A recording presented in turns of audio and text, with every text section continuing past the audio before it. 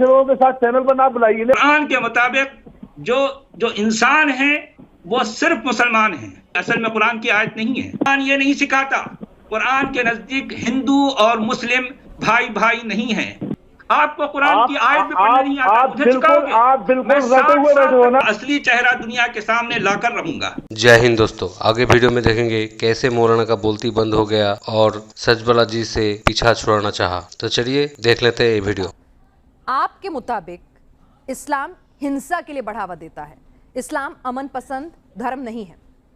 जी हाँ, देखिए कुरान जिस किताब का नाम है उसके बारे में ये दावा है कि वो अमन और शांति की किताब है। कत्ल क़िताल, किलिंग एंड फाइटिंग, इसके मुश्तक़ात को, इसके डेरिवेटिव्स को जो है 170 बार दोहराया गया है और दावा है कि ये किताब अमन और शांति की किताब है। कुछ तो तर्क होगा, चलिए आधा घंटा नहीं लेकिन कुछ तो होगा। अगर वो कह रहे हैं 170 बार जिक्र आता है, कोई आपके पास कोई ऐसा जिक्र होगा, कोई ऐसी आयत होगी जो अमन शांति का संदेश देती होगी, कोई ऐसी बात होगी जिससे आप उन्हें काउंटर कर सकें। पूरा कुरान अमन की बात कर रहा है, पूरा कुरान शांति की बात कर रहा है। जरी साहब तो नहीं बता पाए। कुरान शरीफ की सूरत अल-माइदा की आयत नंबर 32 में लिखा है, किसी एक व्यक्ति की जान बचाना सभी इंसानों की जान बचाने और किसी एक की जान लेना सभी इंसानों की हत्या करने जैसा है।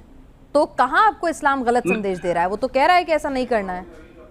नहीं, देखिए आपने जिस आयत का जो है हवाला दिया है, असल में पूरी दुनिया में जितने मुसलमान और उनके स्कॉलर हैं इस आयत का टोटली गलत मतलब लेते हैं। ये आयत शुरू हो रही है, मिन अजलि ज़ालिका कतबना अला बनी इसराईल अन्नहु मन क़तल नफ्सन बिगैरि नफ्सिन औ फसादिन फिल अर्द फकअन्नमा क़तलन नास जमीआ। ये आयत का आधा मतलब लेते हैं, आधी आयत पेश करते हैं। असल में ये आयत बुनियादी तौर पर बनी इसराइल के लिए खास तौर पर कही गई है। इसीलिए इस आयत में कहा गया है मिन अजली ज़ालिका कतबना अला बनी इसराइल। और दूसरी बात, ये आयत कुरान के लिखने वाले ने तलमूद और मिशनात से चुराई है। ये असल में कुरान की आयत नहीं है। कुरान के मुताबिक जो काफिर है वो तो गोया शर्रुल बरिया है। वो इस जमीन पर जितने जीव जंत हैं उन सब से बदतरीन हैं, बदतरीन खलायक हैं, बदतरीन मखलूक हैं। तो गोया जो काफिर है वो तो इंसान ही नहीं। जबकि इस आयत में जो बात कही जा रही है, मन क़तल नफ्सन, एक इंसान का कत्ल, सारी इंसानियत का कत्ल। असल में इस आयत से मुराद बुनियादी तौर पर काफिर नहीं बल्कि मुसलमान हैं। जो कोई एक मुसलमान का कत्ल करेगा गोया कि वो सारे इंसानों का कत्ल करेगा। कुरान के मुताबिक जो इंसान हैं वो सिर्फ मुसलमान हैं। कुरान के मुताबिक जो काफिर हैं, जो मुशरिक हैं, वो इंसान ही नहीं, मुशरिकीन। जी हाँ मोहतरमा, मैं एक बात क्लियर कर दूं। देखिए, मैं इस वक्त लगभग 60 साल का हो चुका हूं। मैंने 10 साल की उम्र में कुरान को हिफ्ज़ किया। उसके बाद दर्स निज़ामी से मैंने आलिम कोर्स मुकम्मल किया। लगभग 40 साल तक मैं उलमा की सोहबत में रहा हूं और 30 साल मैंने सऊदी अरब में गुजारे। वहाँ अरब उलमा से मेरा बाकायदा जो है उनके साथ जो है उनके मुनाकशा होता। ऐसा नहीं कि जो है मैं अचानक जो है मैंने इस्लाम को छोड़ा। मैं सिर्फ एक्स मुस्लिम नहीं बल्कि मैं एक्स मुल्ला हूँ। मैं एक्स मुल्ला हूँ मोहतरम। मैं मदरसे में तालीम पाई है। ये जो मुल्ला जैसे अल्फाज बोल रहे हैं, इससे ही इनकी नफरतें जाहिर हैं। नहीं है इस्लाम तमाम। इस्लाम अगर अमन पसंद देश है तो सबसे ज्यादा खून खराबा इस्लामिक मुल्कों में क्यों हो रखा है? आप चाहे तो मैं नाम ले दूंगी। अगर इस्लाम अमन पसंद देश है तो सबसे ज्यादा आतंकी घटनाओं में शामिल होने वाले लोग मुसलमान क्यों होते हैं? इस्लामिक देशों की गुंडागर्दी को और मुसलमानों की गुंडागर्दी को आप आतंकवादी कहते हैं। और अगर यही काम दूसरा मजहब अगर कर रहा है तो आपको उसको आतंकवादी कहने में सबसे ज्यादा आतंकी संगठन कौन से धर्म से जुड़े हुए हैं? कौन से धर्म के नाम पर जिहाद होती है? ISIS, बगदादी इस्लामिक स्टेट कौन है? आतंकवादी ग्रुप है। आतंकवादी ग्रुप है ना? लश्कर तैयबा क्या है? कौन है और कौन से धर्म से जुड़े हैं और किस धर्म के नाम पर आतंक फैला रहे हैं? अरे आप इनकी सही आप कराइए जांच। इनमें यहूदी ईसाई। अच्छा सचवाला साहब, आप मुझे बताइए। कुरान में ऐसी आयतें पड़ी हैं। कुरान ये कह रहा है, ऐ ईमान वालों, अपने पड़ोसी काफिरों को जो है उससे क़िताल करो। अपने पड़ोसी काफिर, वो काफिर तुम्हारे करीब हैं, अपने पड़ोसी काफिरों से जंग करो, उनसे लड़ाई करो, और काफिर तुम्हारे अंदर अपने लिए मतलब गिल्ज़ा पाए, शिद्दत पाए, सख्ती पाए। ये कुरान कह रहा है। कुरान यही नहीं बल्कि जो है, जब हम ये कहते हैं कि जो है हिंदू मुस्लिम भाई भाई, कुरान ये नहीं सिखाता। कुरान के नजदीक हिंदू और मुस्लिम भाई भाई नहीं है, काफिर और मुस्लिम भाई भाई नहीं है। यहाँ जब काफिर की एक आयत है तत्तखिज़ू मिनहुम औलिया, उसका मैं तर्जुमा आपको सुना रहा हूँ। वो चाहते हैं कि जैसे ये लोग कुफ्र कर रहे हैं तुम भी कुफ्र करो, ताकि तुम एक जैसे हो जाओ। नहीं मौलाना, गलत बात है, गलत बात है। आप आयत का गलत मतलब बता रहे हैं, आप गलत। आप पहले आयत को पढ़िए, मैं दोबारा पढ़ता हूँ, सुन लीजिए। अय्युहल्लज़ीना आमनू ला तत्तखिज़ू आबाअकुम व इख्वानकुम औलिया इन इस्तहब्बुल कुफ्र अलल ईमान। ये आयत है सूरह तौबा की 23। ये सूरह तौबा की 23 आयत है। उसमें कुरान ये साफ साफ कह रहा है कि एक बाप अपने बेटे का नहीं, एक भाई अपने भाई का नहीं, एक बेटा अपने बाप का नहीं, अगर वो कुफ्र को ईमान के ऊपर रखता है।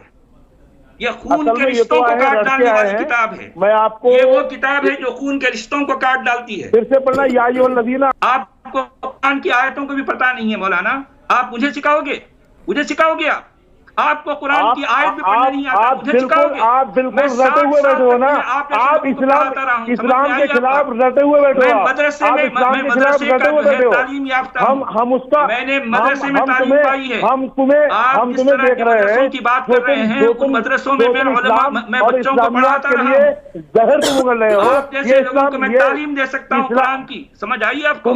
तुम जाहिल हो खुद सर से पाओ तक, तुम्हें अरे जनाब आलिम, मन बद्दल दीनहु फक्तुलूहु, जिस किसी ने अपना दीन छोड़ा उसे कत्ल कर दो। ये बुखारी की हदीस है, ये मुस्लिम की हदीस है, ये बाकायदा ऑथेंटिक हदीस है। मैं चूंकि हदीस पर ज्यादा बात नहीं करता, मेरा सारा फोकस कुरान के टेक्स्ट पर होता है। अरे सुनिए, कुरान पाक की एक आयत सुनिए ध्यान से, या अय्युहल्लज़ीना आमनू ला तत्तखिज़ू आबाअकुम व इख्वानकुम औलिया।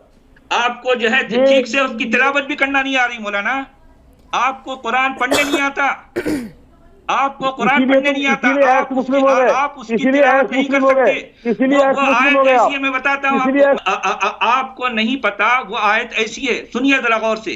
या अय्युहल्लज़ीना आमनू ला तत्तखिज़ू आबाअकुम व इख्वानकुम औलिया इन इस्तहब्बुल कुफ्र अलल ईमान व मन यतवल्लहुम मिनकुम फउलाइका हुमुज़ ज़ालिमून। यह है सूरह तौबा की आयत 23। आपको कुरान में पढ़ना नहीं आता। मैं आपको ऐलानिया बता रहा हूँ। ये बताए हैं इन्होंने इस्लाम के, आप बिना रटे हुए पढ़ के सुना दीजिए अज़हरी साहब, हम नहीं कह रहे किसी को याद भी होने चाहिए ये सब। देखिए गूगल कर लीजिए, आप अपना किताब मंगवा लीजिए, कोई दिक्कत। ईमान वालों, अपने बापों और भाइयों को अपना दोस्त मत बनाओ। अगर वो ईमान के मुकाबला कुफ्र को पसंद करें और तुम में से जो कोई उनसे दोस्ती करेगा तो ऐसे ही लोग जालिम होंगे। ये है इसका तर्जुमा। आप देखिए, आप पहली आयत निसा की 101 में भी अहले मक्का का बयान है। ये तुम्हारे खुले हुए और सख्त दुश्मन है। कहीं मुसलमान किसी मरहला पर धोखा ना खा जाए और उनकी दोस्त नुमा दुश्मनी का शिकार ना हो जाए। ये आयत भी इन्हीं मुशरिकीन मक्का से मुताल्लिक है।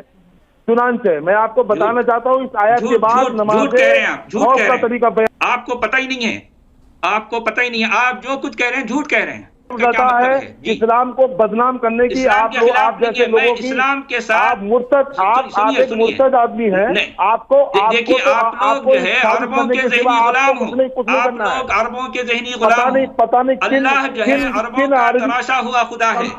अगर कहीं शरिया कानून लागू है तो क्या मुर्तद की सजा मौत है? अगर इस्लाम छोड़ने की सजा मौत है, अगर शरिया लागू है तो इस्लाम है तो यकीनन सजाए मौत है। अगर तो जबरदस्ती क्या मुझे इस्लाम आप मनवा सकते हैं? क्योंकि पर जबरदस्ती का मतलब ही नहीं है इस्लाम। तो अगर मेरा मन नहीं है इस्लाम में रहने का और मैं छोड़ रही हूँ तो क्यों मुझे मारना? आप जब इस्लाम की तारीख पढ़ेंगी तो आपको बहुत सारे ऐसे मवाक़ा मिलेंगे जहां पर लोगों ने इस्लाम छोड़ा है और वो दूसरी जानिब चले गए। मुनाफिकीन की तादाद झूठ कह रहे हैं, आप जब सफर आलम गए थे तो 1100 लोग वहां पर मौजूद थे। और 300 लोग ऐसे थे जो पलट गए थे। जब वो पलट गए थे तो वो सब मुनाफिक थे।